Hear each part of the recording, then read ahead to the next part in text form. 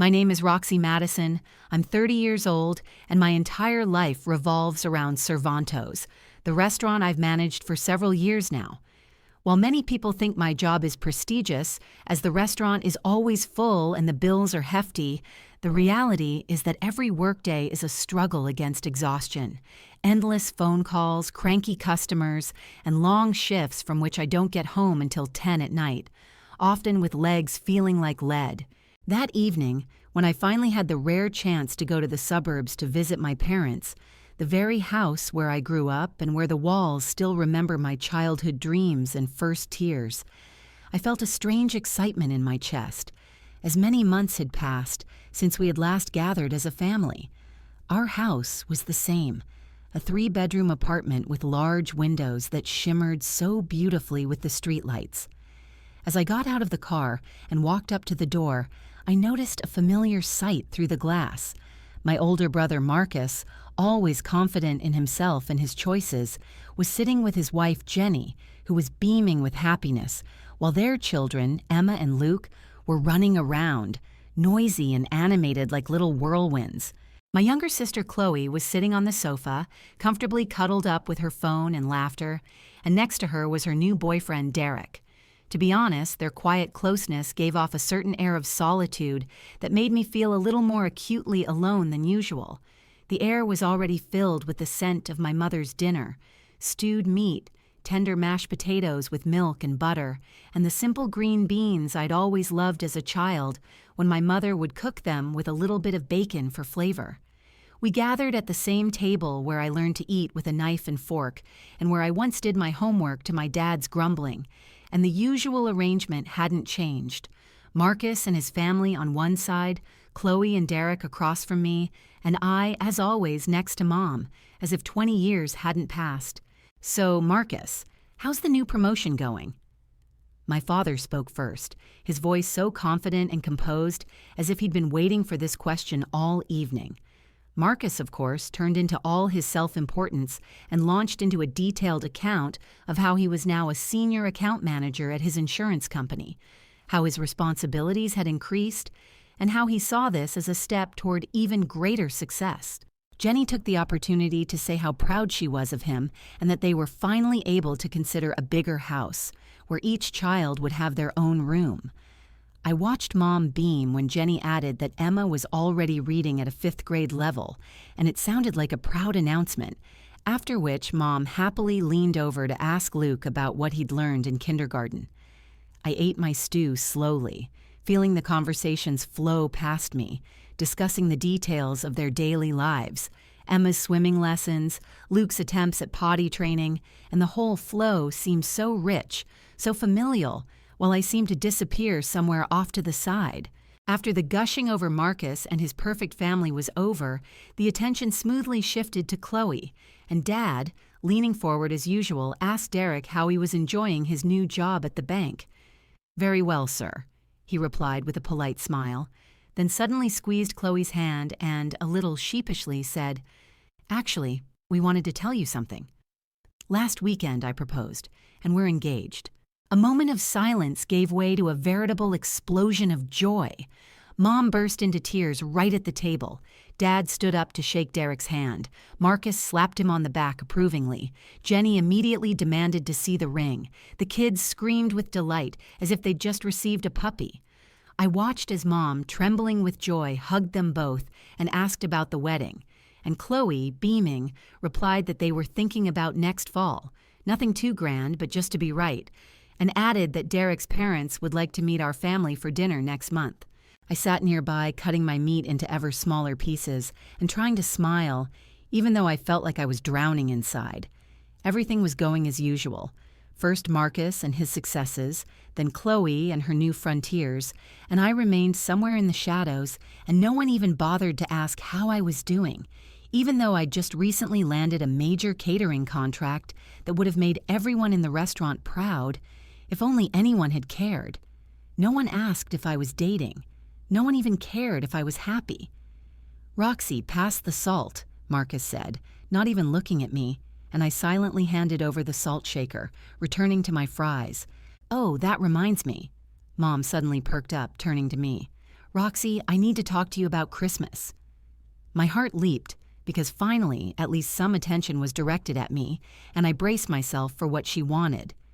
"We're celebrating here," she said, "but this year it's going to be much bigger than usual. Marcus is coming, Jenny's parents, her sister's family, Derek's parents, his brother and his wife, and of course, our whole regular family. Aunt Marie, Uncle Bob, Linda, and the kids. I figured about 20 people. Isn't that wonderful? 20 people at one table." "Mom, that's a lot of food to cook," I said cautiously. "Are you sure you can handle it?" She smiled in that tone that I immediately recognized as a request, couched in solicitous words. That's what I wanted to talk about. I can't cook for 20 people on my own. So I thought, since you work at this expensive restaurant, maybe you could order all the food from Cervantes, delivered right on Christmas Eve. Professional food, no hassle for me, and you'll probably get a discount. Everyone turned to me, and I felt their gazes literally burning into the air. I sat with a fork in my hand, thinking about how a full Christmas dinner for 20 at Cervantes would cost a fortune. This wasn't just any place, it was a luxury restaurant, and with Christmas premium prices, which would be a huge burden to bear. "Mom, that would be really expensive," I said, feeling a knot in my stomach because I knew this conversation wouldn't go the way I wanted. "How expensive?" Dad raised his head, his voice stern and direct, as always when it came to money. I took a deep breath and said almost automatically, "A full Christmas dinner, all sides, appetizers, dessert, for 20 people, plus holiday prices, about $3,200. A silence fell over the table, as if everyone was trying to digest what they'd just heard. I added hastily, "Look, I could contribute, well, maybe 1,000, but everyone else would have to pay the rest." "What?" Mom said sharply, her eyes flashing. "Roxy, you make a good living, you run a restaurant, can't you get a discount?" I sighed heavily and shook my head. "That won't work, Mom. I'm the manager, not the owner. Even if I could negotiate, that's still a huge order for Christmas Eve itself. But you could probably figure something out," Jenny interjected, smiling sweetly, as if her words were nothing more than good advice. "A family discount." Everyone's eyes turned to me again, and there was something almost reproachful in them, as if I were a little girl who refused to share a toy. "I could ask, but I doubt it would work," I finally said. $1,000 is about what I can realistically afford. Everyone else will have to chip in." My mother's gaze was so cold that I found it hard to breathe. "Roxy Marie Madison," she said, each word a death sentence. "I can't believe you just said that. You should be ashamed. You make more money than anyone at this table. You work in a restaurant, and now you're haggling with your family over Christmas dinner." "I'm not haggling with you, Mom," I said almost pleadingly, feeling my cheeks heat up. "I'm just telling you how much it costs and offering to pay a third." "A third?" Chloe whispered, leaning toward Derek as if I'd insulted her personally. "God, she's so greedy." Derek chuckled softly, and I felt my chest tighten with resentment. "Sorry," I managed to choke out, but Chloe snapped back. "Nothing." "What did you say?" I asked, barely keeping my voice from shaking. She looked straight at me and shrugged. "I just think you have it easier than anyone. You don't have to support a family like Marcus. You don't have wedding expenses like we do. You live alone in your little apartment. What do you even spend money on?" "Are you serious?" I felt my voice breaking, but I continued because I couldn't keep silent any longer. "Roxy," my father interjected, his voice so stern that I instantly fell silent. "Your mom is trying to give everyone a good Christmas. The least you could do is help her." "I offered to help," I replied, and at that moment I felt like I was standing alone against everyone. I offered $1,000. "That's not help," Mom said, her voice tinged with steel. "It's making your family nervous while you sit on your pile of money." I turned to Marcus as if seeking support. "What do you think?" But he only shifted in his chair and quietly said, "It's awkward. I mean, it'll be a bit crowded, but if everyone stays silent again." "You know what?" Mom's voice suddenly became quiet and deathly calm, which made me feel even worse. "Forget it. Roxy, you'll pay for everything yourself. This discussion is over. You earn a ton of money, you'll eat this food too, and this is your part of the family Christmas. I looked at her, not believing what I was hearing. Dad nodded in agreement. Marcus and Chloe looked away as if embarrassed, but no one took my side. "Okay," I whispered, feeling my voice tremble. "I'll order takeout." "Okay," Mom said briefly, her eyes no longer searching mine. "Delivery at 5 o'clock on Christmas Eve." I nodded, but the piece of meat on the plate felt like a stone, and I couldn't swallow it. My appetite vanished. The conversation drifted to Emma's school play, Luke's toys, Chloe's wedding planning, and everyone around me laughed, discussing details, while I silently ate the leftovers, feeling like a stranger at this table where I once belonged at home. Later, while helping Mom clear the dishes, I carefully hid my eyes so no one would see my tears, then got into the car and drove home, gripping the steering wheel tightly, as if it could hold back the storm inside me.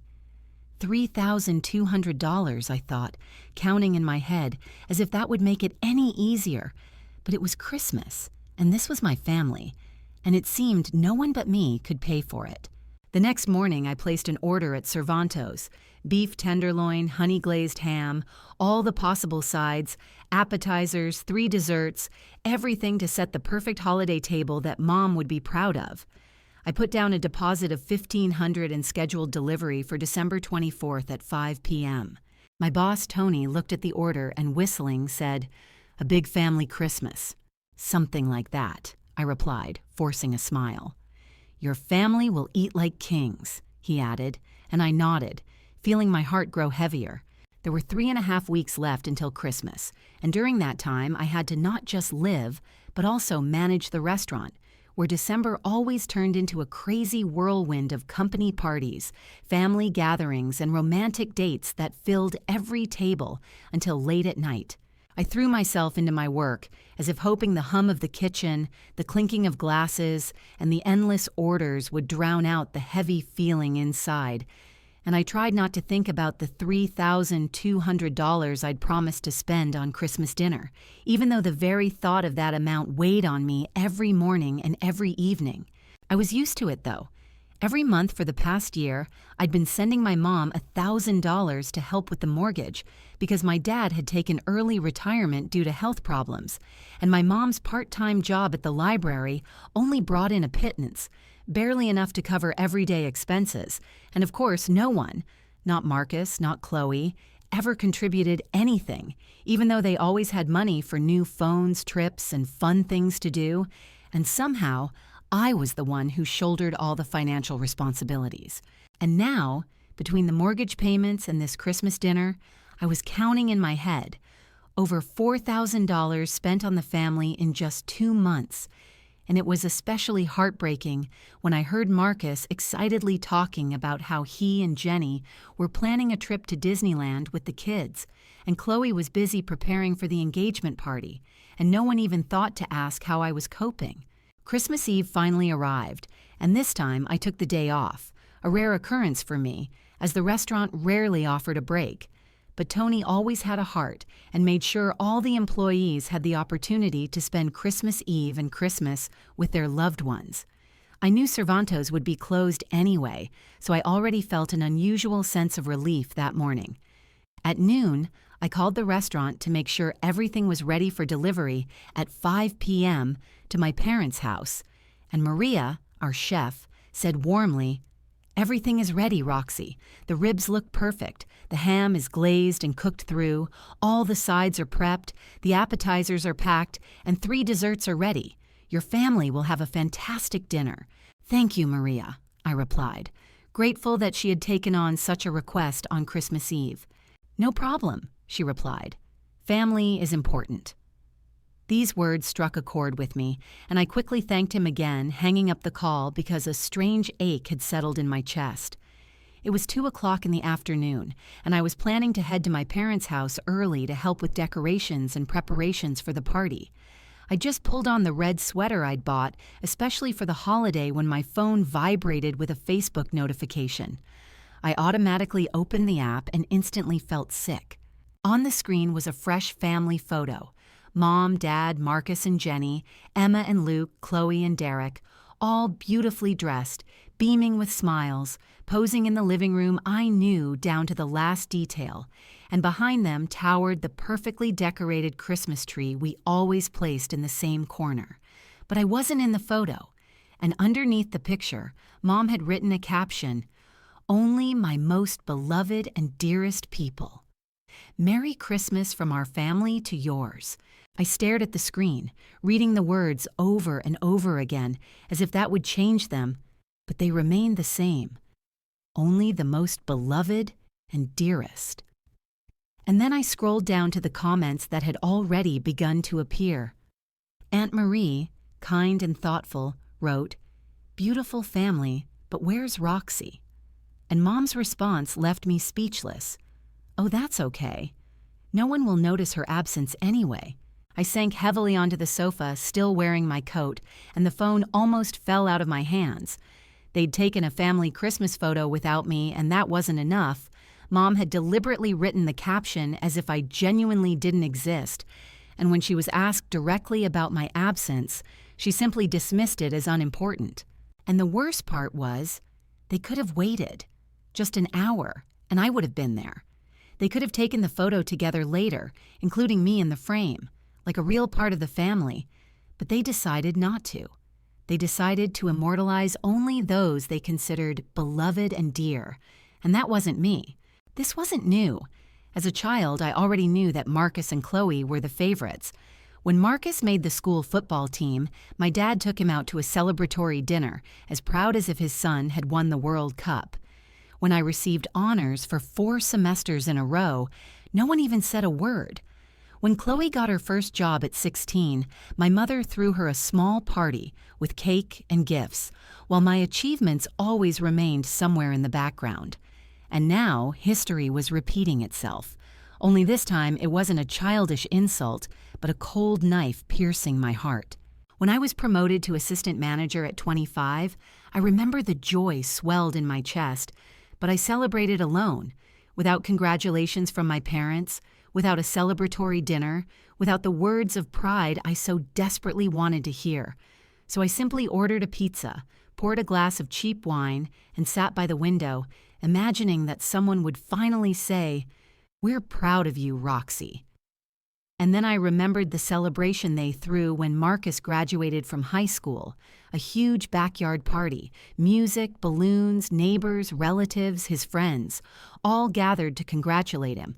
And I watched, as if silently learning to accept my place on the bench.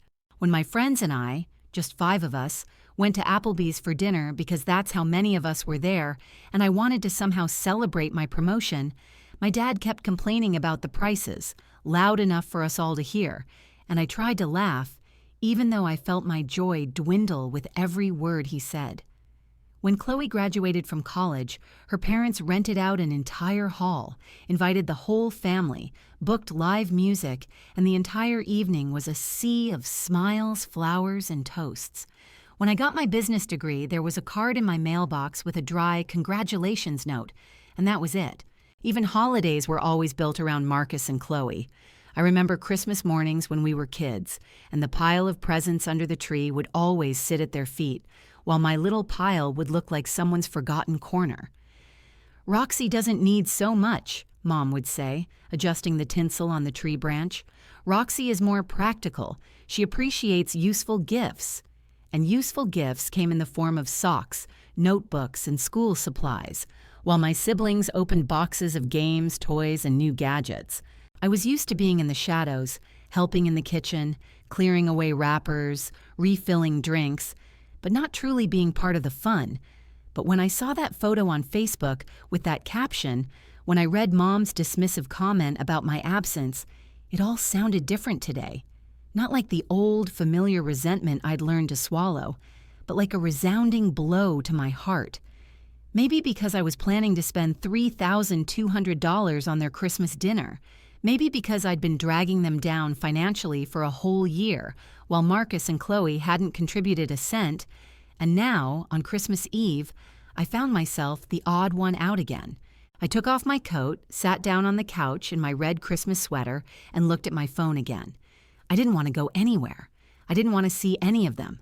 I read the caption under the photo over and over again. Only the most beloved and dearest people. And it seemed like every word pushed me further away. I dialed Cervantos. Cervantos, this is Maria. Maria, it's Roxy, I breathed out, feeling my voice shake. I need to cancel the order for today. What, Roxy? Maria sounded genuinely confused. Everything's almost ready. The spare ribs are perfect, the glazed ham, all the sides are ready. We were just about to pack everything for delivery. I know. I closed my eyes, pressing the phone to my ear. And I'm sorry. I'm willing to pay for everything. But please don't take the food to my parents' place.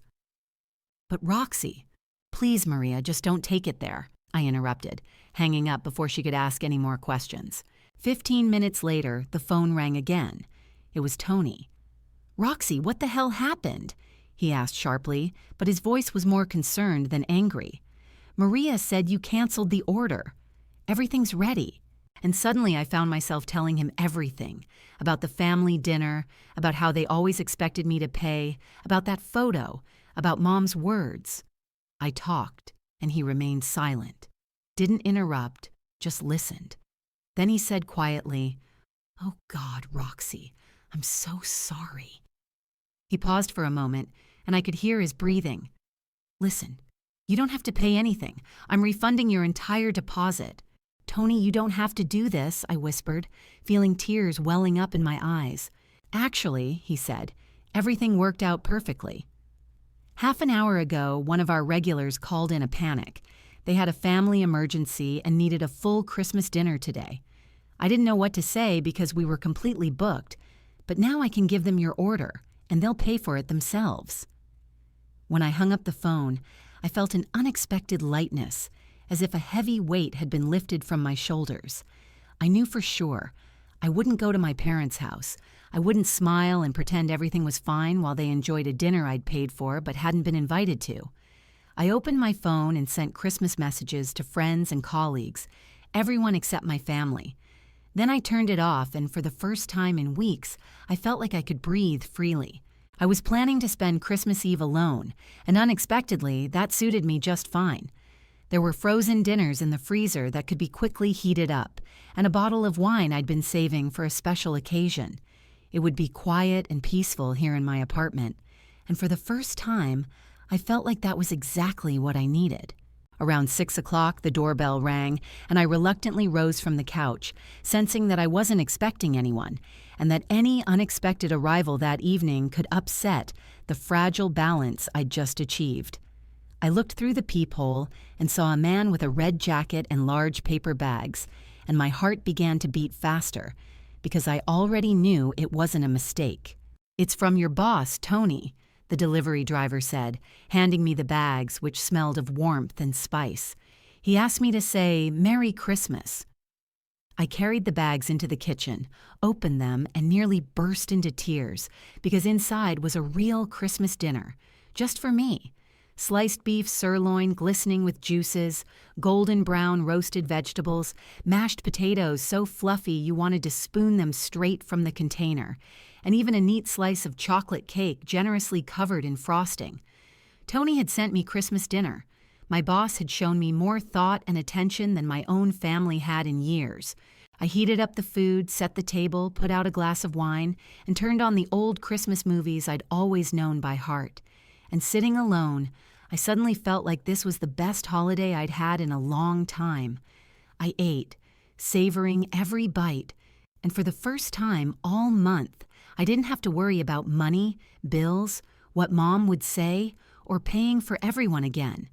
And yet, somewhere inside me, a curious thought awoke. What was going on at my parents' house? By now, guests would surely have begun arriving. Cars were pulling into their yard, children were running around the Christmas tree, and adults were waiting for dinner. They'd probably already called the restaurant and been told the order had been canceled. I imagined their faces when they realized there was no food.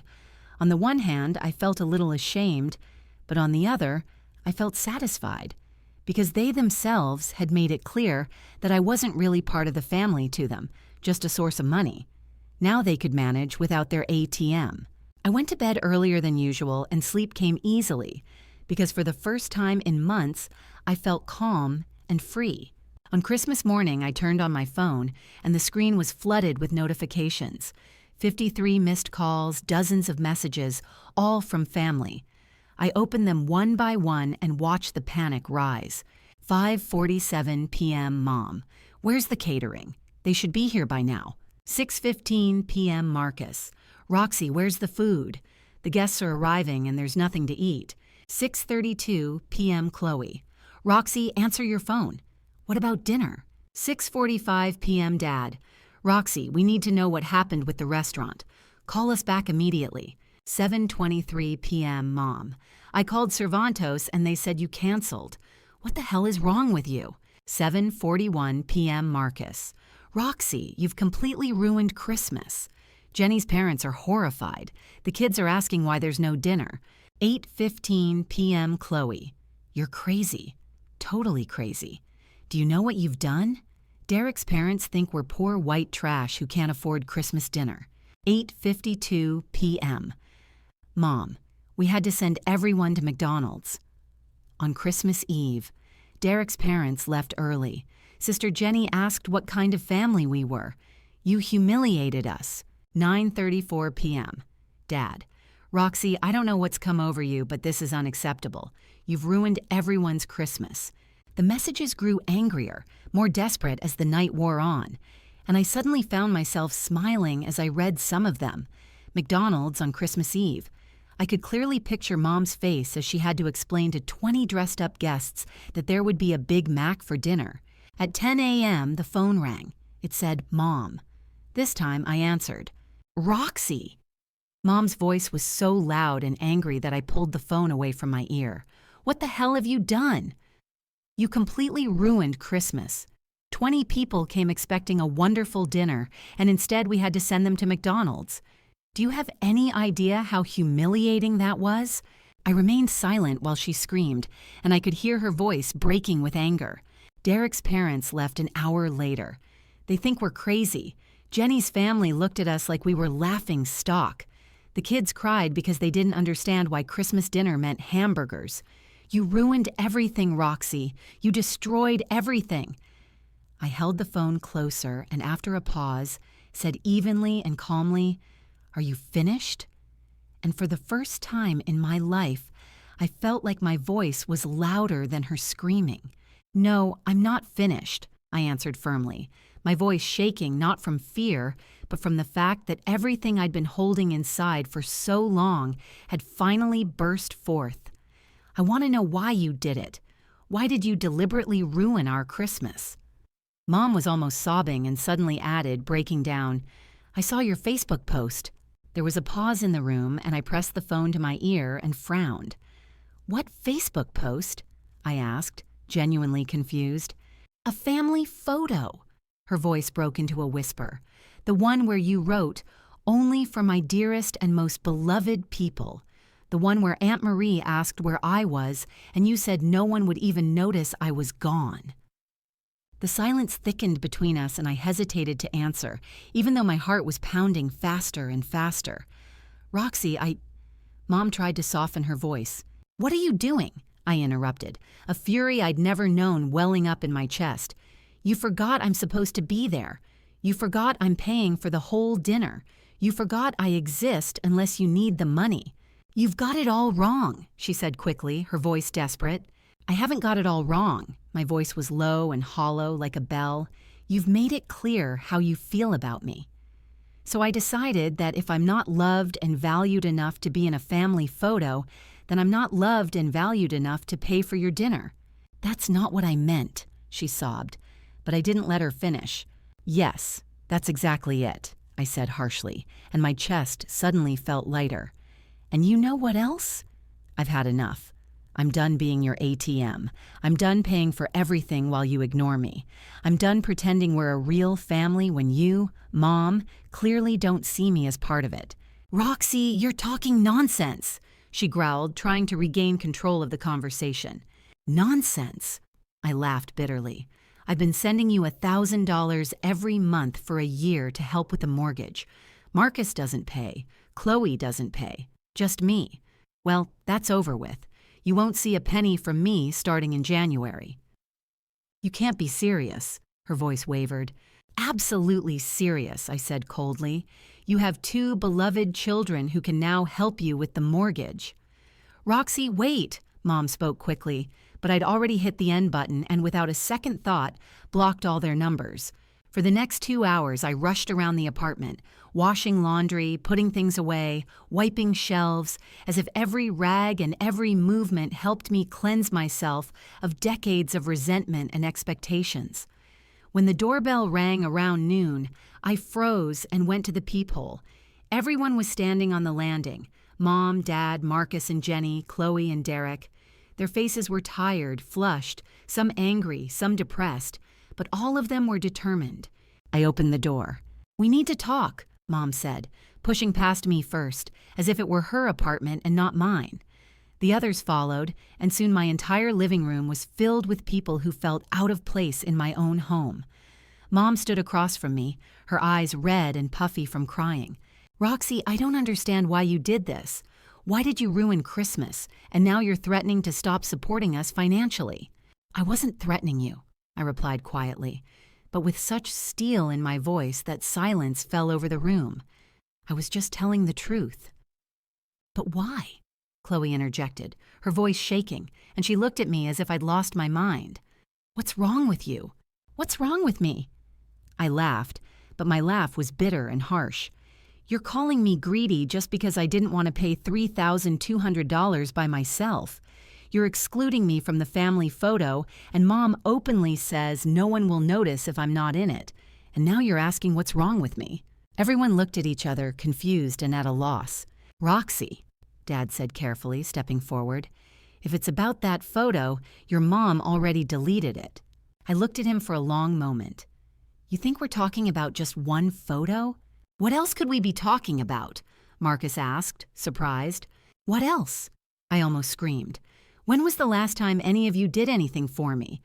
When was the last time you showed any interest in my life? When did you treat me like a family member, not just a bank account?" They froze, some turning away, some nervously twitching a shoulder. "We always include you," Jenny began quietly. "No, you don't," I interrupted sharply. "You only include my money." "It's not the same thing." Mom burst into tears again, covering her face with her hands. "I don't understand why you're doing this to us. Without your help, we'll lose our house. You have 2 other kids." I looked at Marcus and Chloe. "Why should I be the one paying?" "Roxy, be reasonable," Marcus said, his voice patronizing. "You earn more than us, and that makes you responsible for our parents' mortgage."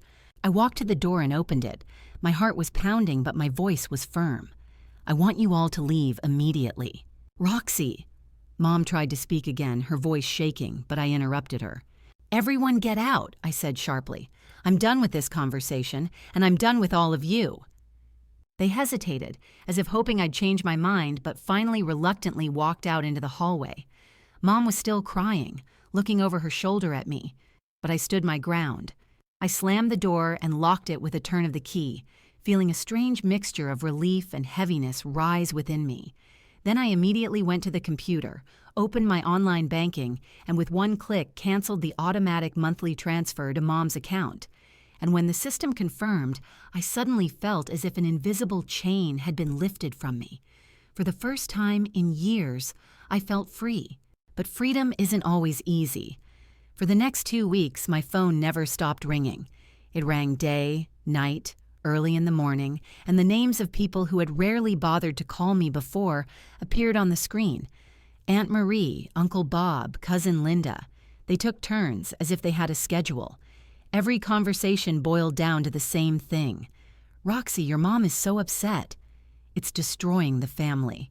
Roxy, no matter what happens, you have to forgive them. They're your family. Roxy, your parents raised you better." I listened to these words, and with each passing moment, I felt more and more like no one wanted to hear me. No one asked what my parents had done, why I had decided to take this step. No one tried to understand my side of the story. They just wanted me to give in again, to fix everything again, to repeat the familiar cycle. I sacrifice, they accept.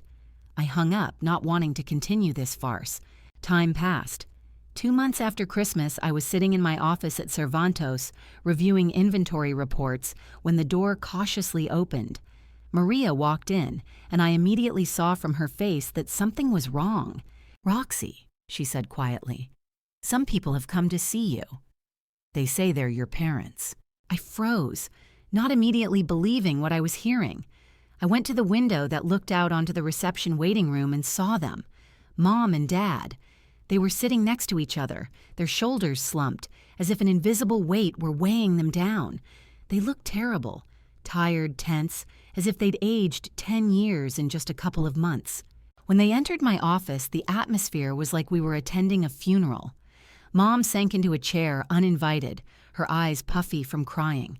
Dad looked like he hadn't slept for several nights. "Roxy," Mom said quietly, "we need to talk." "There's nothing to talk about," I replied coldly. "Yes, I do," Dad interjected, his voice tense but firm. "We came to apologize." I leaned back in my chair, crossed my arms, and waited. "The photo was a mistake," Mom began, her lip trembling. "My comment was a mistake. We should have included you. We should have waited for you. I deleted it as soon as I realized what I'd done.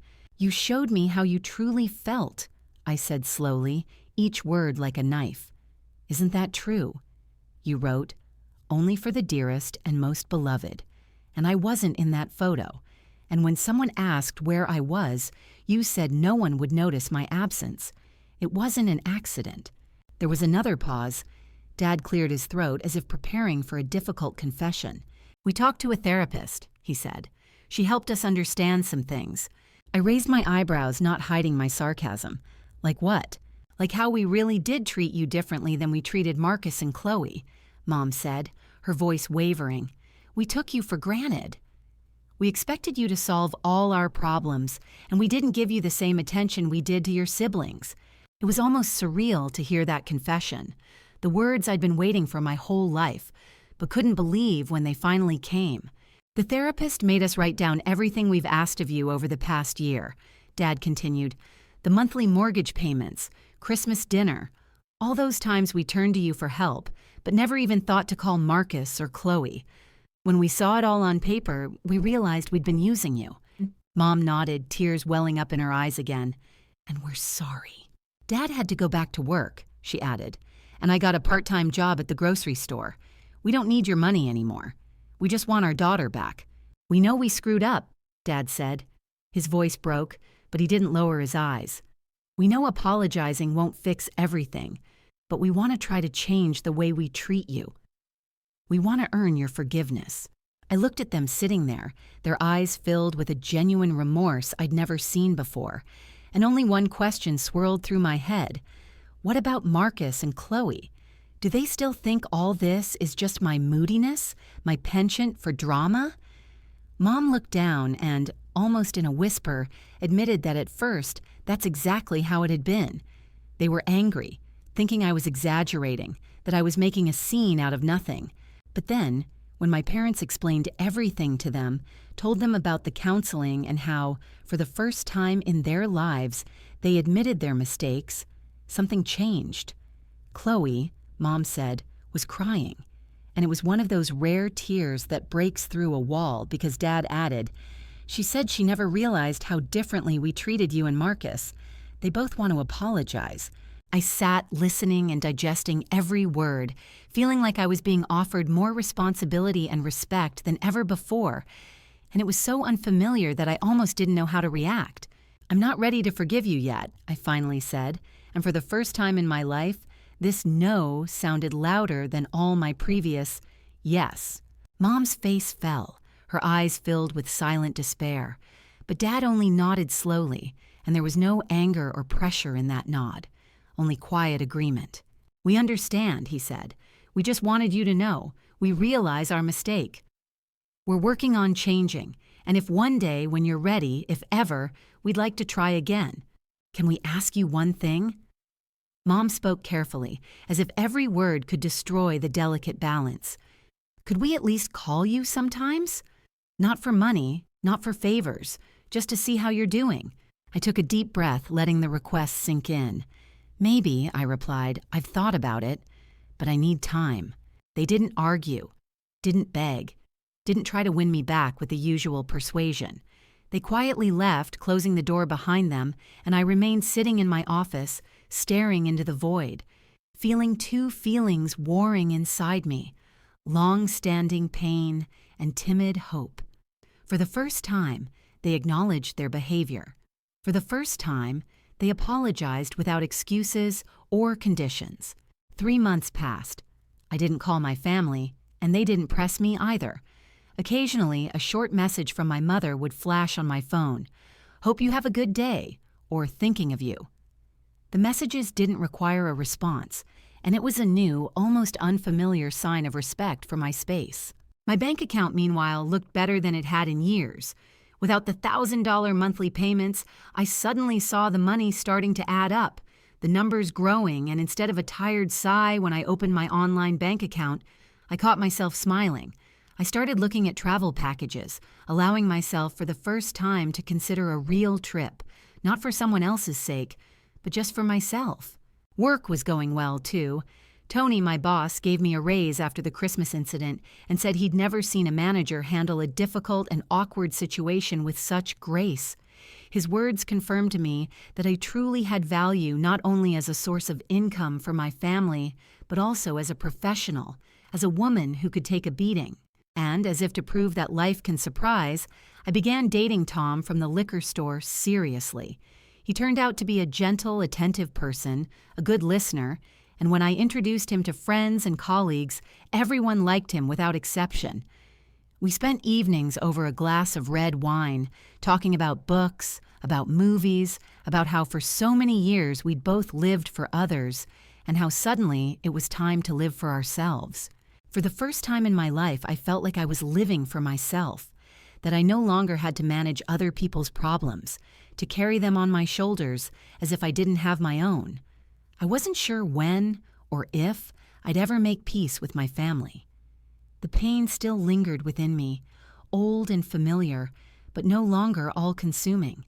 And yet I couldn't help but notice their confessions, their visits to therapy, their unconditional apologies, all of it meant something.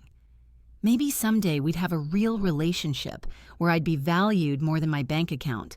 Maybe one day I'd be able to trust them enough to believe they truly treated me like a daughter, not just a resource. But for now, I was content with what I had. I was content with myself, my freedom, my new life. I realized that being alone is better than being used. I realized I deserved more than being a secondary figure in my own family. And most importantly, I realized I could stand up for myself, even if it meant being alone. For the first time in 30 years, I felt like I knew my worth, and that worth would never again be measured in dollars.